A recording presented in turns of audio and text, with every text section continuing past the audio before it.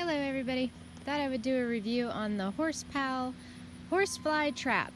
I tried to make one of these myself by watching some YouTube videos on how to do it with a hula hoop and net and a jar that you put together yourself, and I had it outside for, I don't know, a good week, and I might have had 4 flies inside of it, so it didn't work well when I tried to make it myself. So I broke down and got one that is professionally made, and it is kind of expensive, but it is working.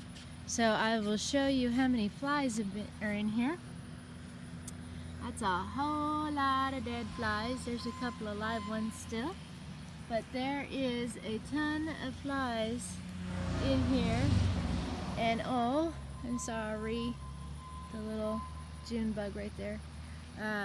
But anyway, there is a ton of horseflies, and there's some pretty good sized horseflies in there too, so that obviously makes me happy because I don't like those little boogers eating on my poor horses. The horseflies are really bad this year, and not just here.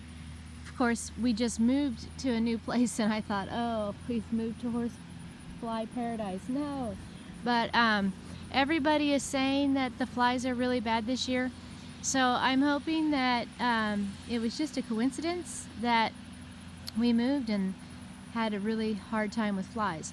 But anyway, when the horses leave the barn area and come over here to where they have the pasture, they don't stay very long, and they take off and go right back underneath their little shaded awning area over there, because the flies don't bother them as much when they're in the shade, which this contraption actually introduced me to why that is.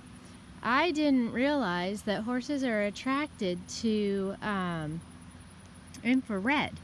So they see infrared, and then they go to it, and then they obviously eat it because that they're going to some sort of animal where they can draw blood. So the ball heats up in the sun, and it's black, so it attracts more sun, and then when they fly to it thinking that it's going to be an animal, so they fly like there and they hit it, and then when they realize that, and this moves on purpose so that it causes the swaying like an animal, but anyway, so when they realize it's not a fly, or an animal, then they fly up inside there, and of course the only way out is to keep going up to the very top of the little funnel right there, and then they get trapped in this jar. This is a plastic jar. But anyway, then they get trapped in there and they can't figure out how to get out, so they end up dehydrating and dying. So so far it's working brilliantly. I don't know how I'm supposed to clean that out. I'm gonna have to look it up and figure it out. But we've had some really heavy storms, and it has survived. It comes with a stake. You stake it in the ground. I don't know if I'm going to be able to get this high enough with one hand. But anyway, you stake it in the ground, and then you have this stake, and you just put one of the legs over the top of it, and it stays right where it should. And it was really easy to put together. Huge bonus that I like.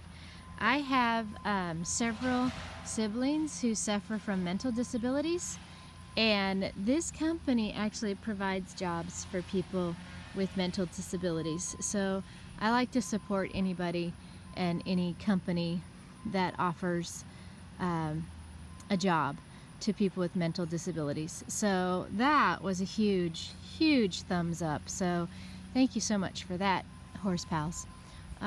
But anyway, I really like it so far. It's working well.